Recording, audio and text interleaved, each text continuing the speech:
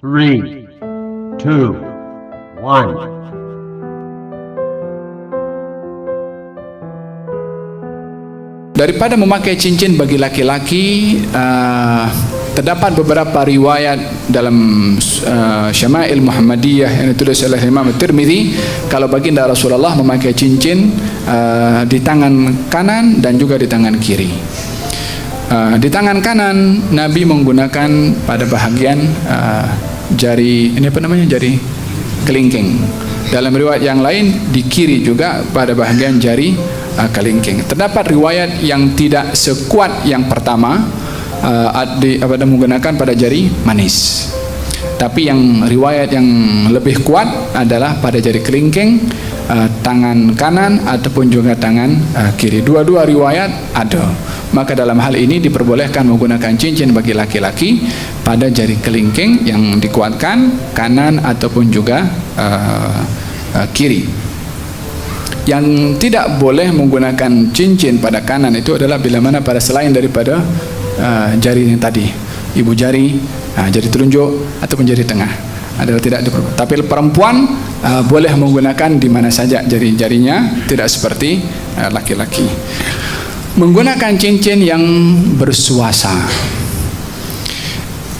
dilihat bahan suasanya itu. Kalau asalnya cincin itu daripada perak lalu dilapisi dengan emas dalam yang dengan dinamakan suasa, yang tidak ada jirim, yang tidak ada kadar yang bernilai. Kalau dipisahkan emas itu, tak ada kadar yang terpisah daripada emas itu yang bernilai untuk dijual, maka dalam hal ini bergantung kepada keperluan menggunakan suasa tersebut.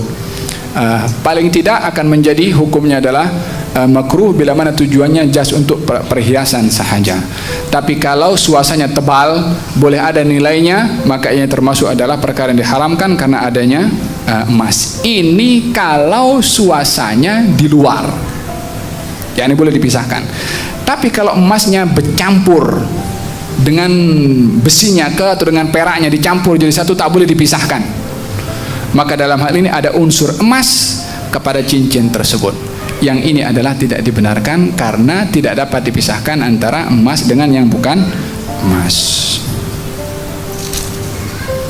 Bagi laki-laki ya, kalau perempuan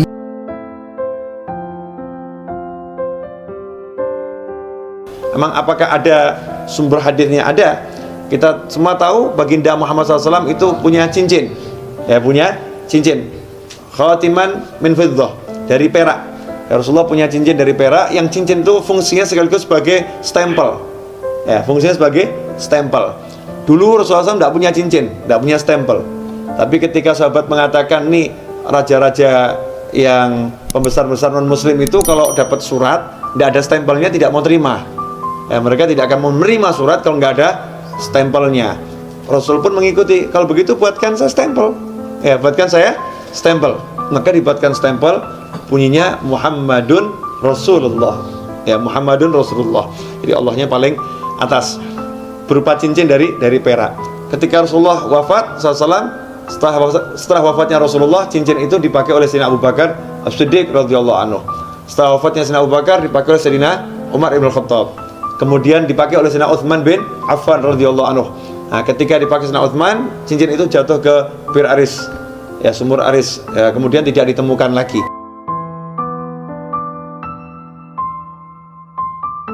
Hukumnya memakai cincin di jari tengah katanya.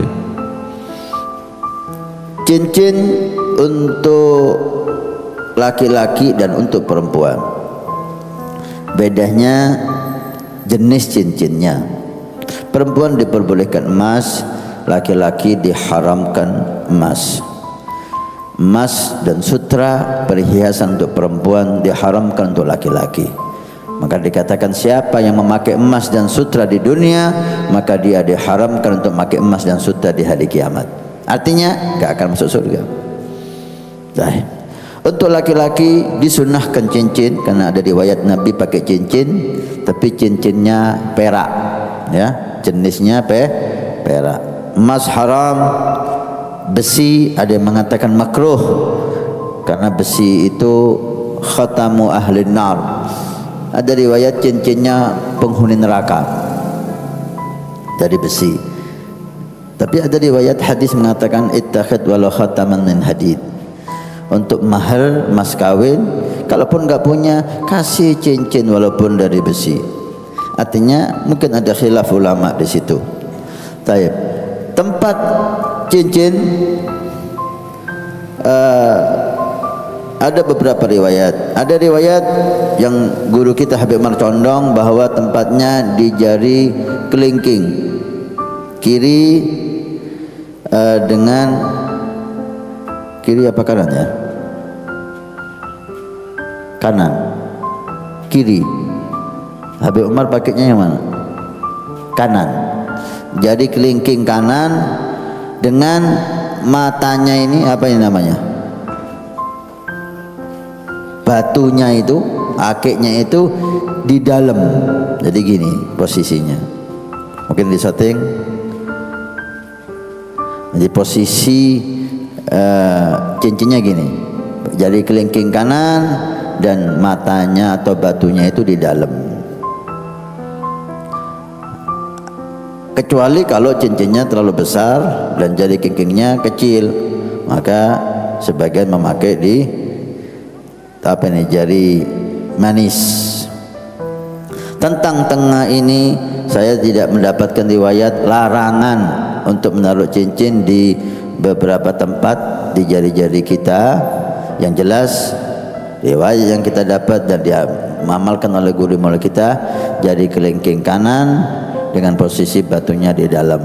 Selain jari kelingking kanan, mungkin bisa dikatakan tidak sunnah di tempat itu, tapi tidak bisa dikatakan haram atau makruh kecuali ada riwayat.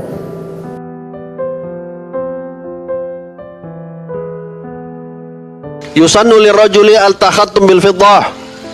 Disunahkan bagi laki-laki untuk menggunakan cincin yang terbuat daripada perak. Yang terbuat daripada perak.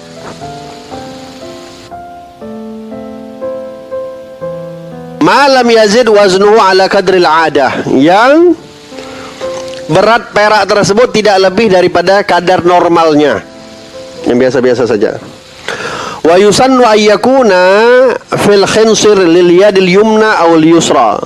Sunnah memakai cincin itu di jari kelingking tangan kanan atau jari kelingking tangan kiri. Atau kalau nggak ada di tangan kanan kelingking atau kiri, maka jari apa ini? Jari manis. Tangan kanan, jangan tangan kiri. Jangan jempol dipakai cincin. Apalagi sekarang kita lagi ngetrennya jari tengah. Kalau kasih cincin perhiasan jari tengah.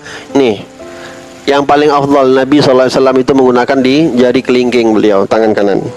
Kalau enggak tangan kiri atau diganti-ganti, sekali tangan kanan, sekali tangan kiri, dan begitu juga kalau enggak pun jari manis. Lebihnya enggak sunnah. Thumal binsir wa ayyakuna fasuhu dakhilal kaf, dan sunnahnya sebenarnya mata cincinnya itu diletakkan di menghadap kepada telapak. Mana Faisal, ambil tas sana di dalam, di bawah meja. Ya, itu disunnahkan. Wa yahrumu takhattum bidzahab, dan makruh menggunakan cincin pakai emas. Haram memakai cincin pakai emas, dan makruh pakai hadid, pakai besi. Bahannya besi makruh. Pakai emas bahannya hukumnya haram bagi laki-laki.